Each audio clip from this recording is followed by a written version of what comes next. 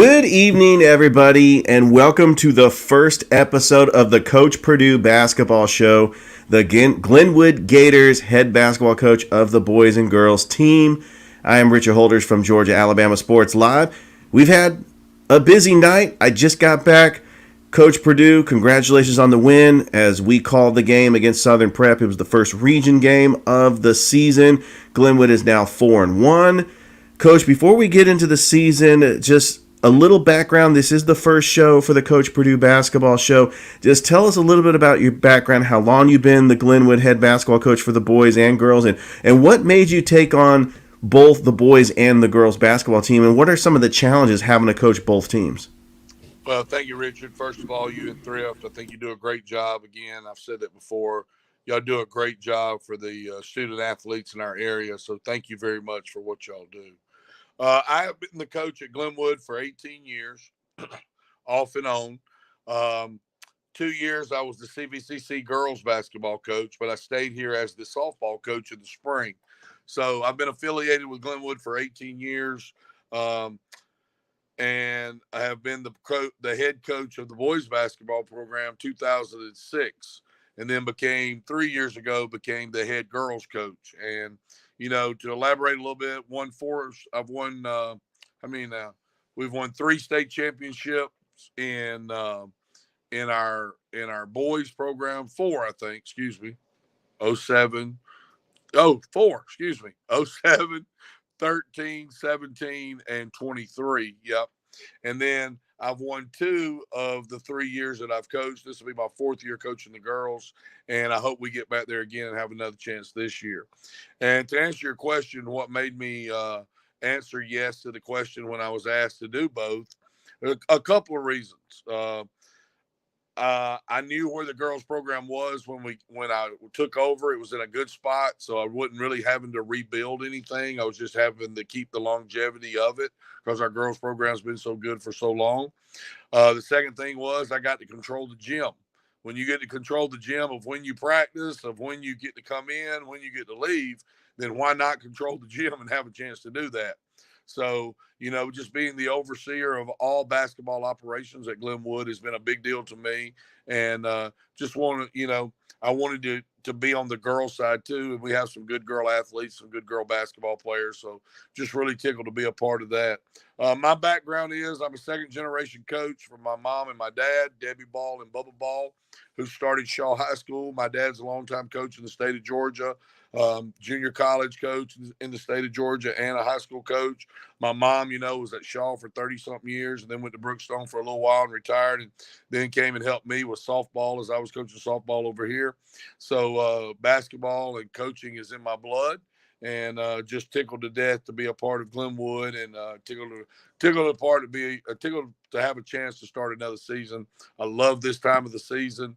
I love the holidays and getting a chance to do extra practices and to play out of town and go on trips with these kids. So I'm just a big kid, get to do what I love to do. And we did have a fun night tonight at the pit as Glenwood comes up with the victory over Southern Preparatory Academy, 70-34. They go to 4-1 on the season. It's their first region game of the season, and I had the privilege to call the game on Georgia Alabama Sports Live. A big shout out to Toygar, as it was just the boys tonight, and so we are doing the show a little bit earlier, but you got quite a challenge. You've got a game tomorrow. You got the girls that will be starting and the boys. These games will be a little bit later in the evenings. And then you'll take on Evangel Christian Academy tomorrow. And then you'll go on the road taking on Autauga Academy, Abbeville Christian Academy, and then back home at the pit against Calvary Christian on Monday. What are some of the challenges when you go into a season, just looking at the schedule, who you can schedule, the travel? Because I know in the AISA, a lot of these schools are over 2-3 hours away. But when you cross to the county, when you cross the state into Columbus and you get to play teams like Brookstone, Calvary Christian, you don't have to travel as much. But what comes into scheduling the games in the AISA for the Glenwood boys and girls? Well, before you ask the question, because I know it's coming, I mean, you already know we're making the transition to next year. Oh, So, absolutely. so I did not have a problem making a schedule this year because everybody wanted to play us at least one last time. So I probably overscheduled. So what I have to do, my dad and my mom taught me, and Coach Key, who is one of my mentors, taught me is you can put them on their feet and legs too much at practice and stuff like that. So days that we have off, if we don't shoot, we're going to watch a lot of film uh, and talk about scouting, talk about the report of who we're going to play, but still try to get out there and shoot a little bit. But I try to rest their legs as much as I can, especially the boys' side when we're running so much. And, I shouldn't say that because it sounds bad, but we like to run a lot too on the girls' side. So my thing is, I try to rest them. I try to rest their legs as much as I can. I've thrown a lot at them this year as far as scheduling. So my thing is, I hope they're up for the challenge. But then you come down to in February, we're going to have to play 3 games in 1 week. I mean, I know there's a day in between each one, except for the state tournament. There's a Final Four and then the state tournament back to back. So that's what we're prepping for. That's what I'm trying to get ready for. And you're right. I mean, we're going to that's whoever made the schedule is a dumb guy because we're going to Tog on Friday night in Prattville. We come home, get up the next day, get up early, have to go to Abbeville the next on Saturday. So we'll probably rest and watch film on Sunday since we've already played Calvary and just do some film study for that Monday. But my thing is we got a lot of good opponents coming up, a lot of good basketball coming up. And my thing is if your heart's still beating, you still got to keep on playing. And that's my thing. Let's just get after it. Coach, going into this season, the varsity boys defending AISA champions, and it was just a special year last year. You get a lot of those players back. Just some of my observations, you also have some newcomers on the team. As I've been very impressed with Jadarian Holloway, as he had a very good game tonight. And Levi Pender, Jadarian Holiday were your top scorers against Southern Prep. And we had the privilege of calling the game against Calvary Christian on the campus of Calvary. And Jadarian Holloway and Levi Pender really have stood out. And also Mason McCrane with some block shots tonight. I mean, the nucleus of players that you have this year, what are some of the adjustments that you've made to this season, getting the new players familiar with your system and the expectations going into this season? Well, and that's the thing. Jadarian, and we call him Swag. That's his nickname. He's a freshman. I understand sometimes I got to remember that he's 14 years old. He's going to make 14-year-old mistakes sometimes. But my main thing with him is I want him to feel as comfortable as he can feel. He needs to come to my office, or he has come to my office, and we talk about what are your pros, what are your cons, what can you do, what don't we need to do, and we need to build from that because I want him to feel as comfortable as he can feel on the floor. And I mean, he's a true basketball player. And then you talk about Levi Pender, who's the backup quarterback, who's a outside strong safety, who's the catcher on the baseball team, who plays third on the baseball team, who hits. And he comes in here Saturdays knocking down threes at Stratford. We played really well. He hit 5 threes. He hit some more threes tonight. And right now, our team can't go without those two on the floor. We got Griff Garner, who's our senior guard that comes in and tries to settle everything down and tries to do what he's supposed to do. And then we got a 6'6" kid that's a Auburn signee that's going to go to Auburn and pitch for Auburn's baseball team. That's just a freak athlete. And if you could have guards and you could have a decent post player, you can play with pretty much anybody as long as you're playing good defense. And, we're trying to get out and run a little bit. We'll do some half court set stuff. And we're long. I mean, River Baker's long. He's about 6'3", 6'4". Tyler Sykes has been hurt the last couple of games since the Calvary game. Matter of fact, he had an Achilles problem. But those guys get in there. We got some guys that can play. I'm really excited about my team. We started Braden Good tonight. Be Good started for us tonight. He comes over to us from Beauregard, just a super athlete. Camden White, you know all about him in football. Gives us big minutes, scrapper, does the dirty work since we lost Brandon. I'm expecting him to be the Brandon McCrane of this team. And, Thet Marsh and Lamont Burton, two physical football players that can come in and give us big minutes in basketball, not try to overdo it because they know what their role is. So I like this team. We're 4-1. We should be 5-0. We choked on a game and lost on Saturday. We're up big in the fourth quarter against Stratford over at Stratford, and we let them off the hook, and they ended up beating us by 5 over there, but we outplayed them for at least 3.5 quarters, and then they got hot, and then we fell apart at the end. But I like where we're going, and we still got a lot of work to do. Coach, I was impressed with your bench scoring tonight. Cam White, he had 8 points. Lamont Burton, I mean, you talk about a physical player underneath the post, and he was scrapping for rebounds. I mean, that football body is really translating to the basketball court. Lamont Burton had a great night with 7 points, and Thet Morris, that mid-range jumper. I mean, when you have a team like this that has a deep bench, I mean, it is going to factor in when you get into region play and you play the likes of Lee Scott Academy or Springwood. I mean, I'm looking at the region right now, Coach. I mean, Springwood right now is 7-1. You got Macon East, who's still 0-2. It's still early, but we know that the two teams to beat in this region are going to be Lee Scott Academy and Macon East. But Springwood is also very good. I mean, this is a very tough region. I mean, when you stack the teams with non-region play, how prepared does it get you, Coach, when it comes to region time? Big time, because you scratched the surface right there. Springwood is loaded. Let me go ahead and tell you that. They are loaded, and they're very, very good. She has done a good job of getting some players in. She's done a good job of her program, and she has just built it with new players every year. The Johnson brothers play for them now that played football up there. They're from Opelika, and they're very, very good. She got a transfer in from Greece, believe it or not, because they are a boarding school. She got a couple of guys that were already on the team. So Springwood's loaded. I'm going to tell you, Springwood's loaded. Lee Scott they don't rebuild, they reload every year.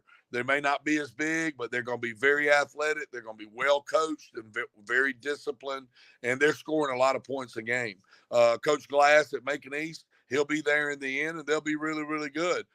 Valiant Cross, they'll be really athletic and really good at the end. They got a new coach and a new program, so we got some good teams in our league. I'm expecting the state champion this year again to come from the East, not the West. Coach, let's make the transition from the boys varsity team to the girls varsity team, who came up short in the championship game last season against Clark Prep.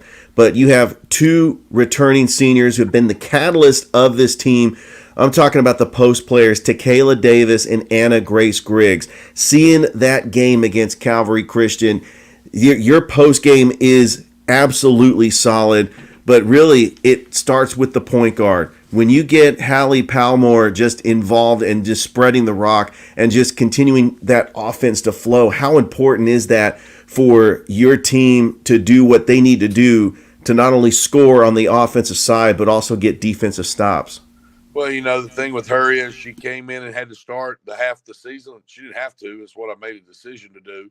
She was our 8th grade point guard and played really, really down the stretch for us. Actually was on the all-tournament team in the region tournament. And she did some really good things for us. And I'm just expecting her to take her game to another level. But having her there and then being able to move Olivia to the 2 guard or the 3 guard, and then having our post players. And you saw what happened. We couldn't throw it in the ocean at Calvary Christian from the outside. And Coach Norton, being the college coach that he is and being the good coach that he is, he packed it in on our post players. So we kept forcing it in there and turning it over, and we couldn't hit any outside shots. And it played to their game. And their little point guard, the 8th grader, she hit 31 points and played really, really well. And we had no answer for them that night. It's what happens when you're not ready to play. You come out flat, and the other team's excited about playing. Well, Coach, you'll get the rematch on Monday at the Pit against Calvary Christian. Georgia Alabama Sports Live is expected to be there. I know I'll be there, Coach. I've really had a great time, Thrift Behringer and I, calling the Calvary Christian Glenwood game on the campus of Calvary Christian. This is a rivalry. I mean, I know that Calvary Christian's in the Gaps and you're in the AISA, but anytime these private schools play, I mean, it's really a big deal. A lot of the kids know each other. They live in Columbus and they live in Phoenix City, and they really know each other. And just, I'm really looking forward to Monday. And also, Coach, I want to give you an opportunity to promote the Border Wars. We did it last year, And I know that it's got a different format this year. When does the Border Wars start? And what are some of the teams, if you're allowed to say, what are Yeah. some of the teams that are going to be involved? Be glad to. Again, thank you for what that. And, I look forward to seeing y'all again on Monday. Calvary, be standing room only. Like you said, you know who our rival is. Honestly, it's the team 30 minutes up the road. But the ones across, it can be a state rivalry too, Alabama versus Georgia, whatever. And it's been that way for a long time. I mean, you saw the picture that I saw somebody blow up of the gym was unbelievable. No seats anywhere, packed to the rim, and I'm expecting the pit to be like that on Monday. So very excited about the pit being loaded on Monday. Extra security. Hopefully, we'll turn the air up a little bit more than they turned it up over there, and it'll be a little bit better atmosphere as far as that's concerned. But I'm excited about playing Calvary again. Jonathan's doing a great job. Both Jonathans, Jonathan Gordon and Jonathan Norton, they're doing a great job with their programs, and we look forward to that competition. Now, let's move to December the 27th, 28th, and 29th. That'll be the Border Wars, the Glenwood Border Wars, December 27th, 28th, and 29th. And we're going 3 days this year. I've never done 3 days. We want an actual winner. It's my last time doing it with the private schools in the AISA. So we're going to have a winner. We're going to have a consolation bracket when you lose. We're going to have a winner's bracket when you win. We'll have a winner for the girls. We'll have a winner for the boys. And I'll go ahead and tell you who's going to be playing. Deerfield Windsor, great program out of Albany, Georgia, is going to be here. Southland Academy out of Americus, Georgia, is going to be here. Calvary Christian's going to be here. Abbeville Christian's going to be here. Edgewood Academy is going to be here with one of the best girls in the state, Lindsey Brown. Atauga Academy is going to be here. Let's see, who else? Lee Scott Academy is going to be here.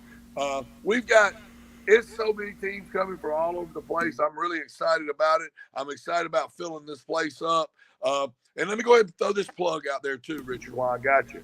Glenn Smith Chevrolet, thank you for stepping up. One of our major sponsors for the Border Wars. John Stone Industries, Heating and Air, stepped up. Major sponsor for our Border Wars. They are the two main sponsors for our Border Wars. They have helped with us over the years. They're helping us again this year to help pay for the officials and all the stuff that goes with it. And I'll have more sponsors for you coming up. But I can't say enough about those two stepping up, not even having to ask, and them just throwing it out there for it. So we'll have cars on the campus. You'll be able to buy a car right when you walk in. Basketball and a new ride. What else can you ask for? Coach, an absolute success, the premiere of the Coach Perdue basketball show. I mean, we kept it under 20 minutes, a lot of great information. I appreciate you, Coach, you really for taking time. And I want to say a big shout out to Thrift Behringer for really spearheading this idea. And he couldn't join us because he had other obligations. But, I cannot wait to get you, me, and Thrift and chop it up and just talk a little bit about basketball. And I know that you were just a great coach to him and just when he played at Glenwood. And I'm just honored to be a part of the team. Well, hey, man, if Thrift had been here, we'd gone past 20 minutes. So you better not bring him on very often. Oh, that's no, but it really was great, Coach. I'd love to get you back on every Monday night and kind of make this a thing. And really, good luck the rest of this season. You got a back-to-back day. I mean, you guys got to get up and do it all over again tomorrow, as you will have a doubleheader. Evangel Christian Academy is coming to the pit, as the Glenwood girls and the Glenwood boys will be taking on another opponent, and then you got a big road trip. So good luck, and we'll see you back at the pit when Glenwood takes on Calvary. Thank you, Richard. Thank you for what you do. Hey, and Richard, always remember this. Go Gators. Go Gators. That's right. I learned that when I was doing the coaching show with Coach Nelson. We love our Gators. By the way, Wes Hargrove did an amazing job as the PA announcer today. A big shout out to Wes Hargrove, and he did a great job filling in for you on the Glenwood Gators coaches show. Easy, Richard. His head will start getting bigger and bigger, and we don't need that. It's already big enough. Thank you, Richard. I appreciate you and Thrift. Keep doing what you're doing, man. Y'all are going places. Absolutely. Well, that is our show. Thank you, everybody, for joining the first Coach Perdue basketball show right here on Georgia Alabama Sports Live. I hope everybody has a great rest of your night, and we will talk to you next time.